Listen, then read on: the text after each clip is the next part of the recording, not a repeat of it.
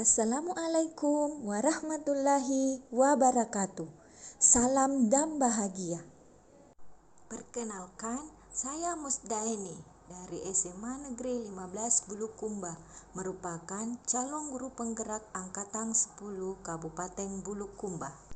Pada video kali ini, saya akan memaparkan kesimpulan dan refleksi filosofi pemikiran Ki Hajar Dewantara. Menurut Ki Hajar Dewantara, pengajaran dan pendidikan itu tidak sama. Menurut beliau, pengajaran adalah proses pendidikan dalam memberikan ilmu untuk kecakapan hidup anak secara lahir dan batin.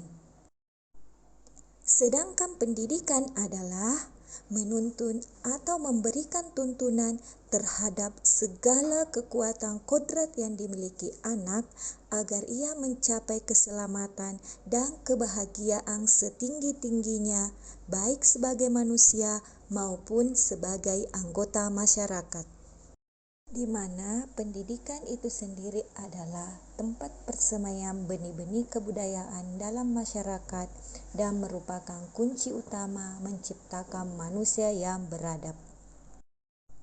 Selain itu, maksud pengajaran dan pendidikan yang berguna untuk kehidupan bersama ialah kemerdekaan manusia sebagai bagian dari persatuan masyarakat.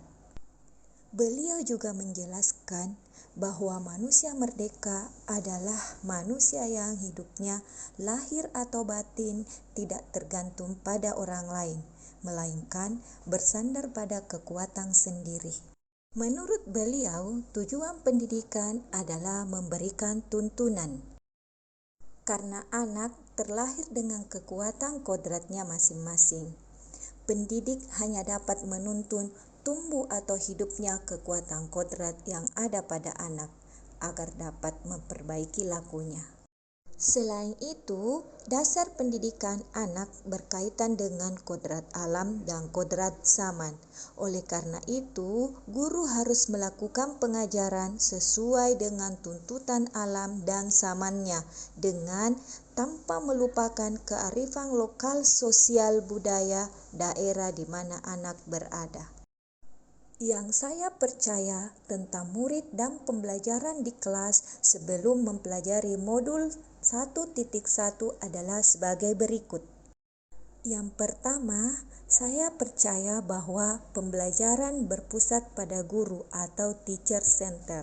Artinya, guru sebagai subjek belajar, sedangkan murid adalah objek belajar. Maka, dalam kegiatan pembelajaran didominasi oleh guru. Yang kedua, saya percaya semua murid dapat mengikuti cara belajar yang dilakukan oleh guru. Artinya, guru boleh menerapkan satu metode saja. Yang ketiga, saya percaya bahwa tugas guru hanya mentransfer ilmu kepada murid. Yang keempat, saya percaya bahwa dalam pembelajaran di kelas, guru hanya berfokus pada penyelesaian kurikulum. Yang kelima, saya percaya dalam melakukan pembelajaran, guru lebih berfokus pada aspek kognitif, begitu juga dengan penilaian yang dilakukan. Yang keenam, saya percaya bahwa guru tidak mesti melakukan refleksi dalam setiap pembelajaran. Setelah mempelajari modul 1.1, terdapat beberapa perubahan dari pemikiran dan perilaku saya. Yang pertama, pembelajaran harusnya berpusat pada murid atau student center. Artinya, murid adalah subjek pembelajaran, sehingga dalam proses pembelajaran, muridlah yang mendominasi. Yang kedua, setiap murid memiliki kebutuhan belajar yang berbeda-beda, sehingga juga memiliki cara belajar yang berbeda. Oleh karena itu, dalam proses pembelajaran, guru seharusnya menerapkan metode yang variatif. Yang ketiga, Tugas guru adalah menuntun murid untuk menumbuh kembangkan potensi yang dimiliki murid sesuai dengan kodrat alam dan kodrat zaman. Yang keempat, dalam pembelajaran di kelas, yang penting bukan penyelesaian kurikulum dan ketuntasan belajar, namun bagaimana anak dapat mengembangkan potensi yang dimiliki sesuai dengan kodrat alam dan kodrat zaman, serta memiliki budi pekerti luhur berdasarkan sosial budaya daerah masing-masing. Yang kelima, pembelajaran hendaknya dilakukan secara menyeluruh, begitupun dengan penilaiannya.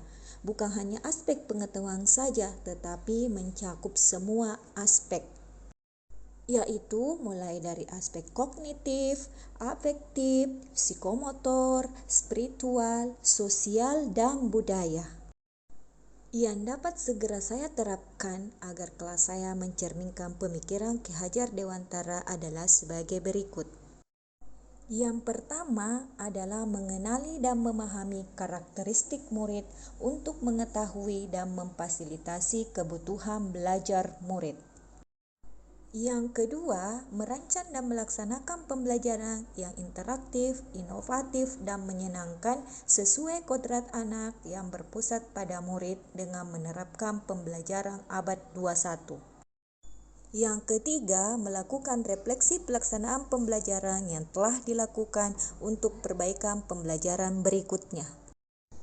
Dan yang terakhir, merancang dan melakukan pembelajaran serta evaluasi secara menyeluruh mencakup semua aspek, yaitu aspek kognitif, afektif, psikomotor, spiritual, sosial, dan budaya. Itulah yang dapat saya sampaikan. Sekian dan terima kasih. Salam dan bahagia.